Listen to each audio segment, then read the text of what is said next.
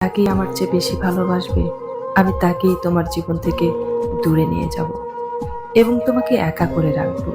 তিনি আরো বলেছেন, কখনো বলবে না আমি তাকে ছাড়া বাঁচব না, তবে আমি তাকে ছাড়াই তোমাকে বাঁচাবো এবং পেছনের অনুগত সব আবেগ কেড়ে নিয়ে তোমাকে দিব্যি সামনে নিয়ে যাব।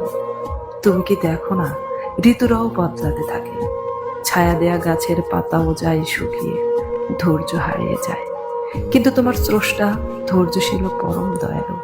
সেই ঝরে যাওয়া পাতার ডাল থেকেই আবার সবুজ পাতা গজায়। তুমি কি দেখো না তোমার স্রষ্টার এই নিদর্শন? যে মানুষটাকে তুমি নিজের অংশ ভাবতে, সেই মানুষটাই একদিন অচেনা হয়ে যায়, তোমার মন ভেঙে যায়, এমনকি তোমার বন্ধুও শত্রুতে পরিণত হয়, আর শত্রু খানিক সময় পরে পরিণত হয় বন্ধুতে। যে মানুষটাকে নিজের জীবনের চেয়েও বেশি ভালোবাসতে, সেও প্রতারণা করে।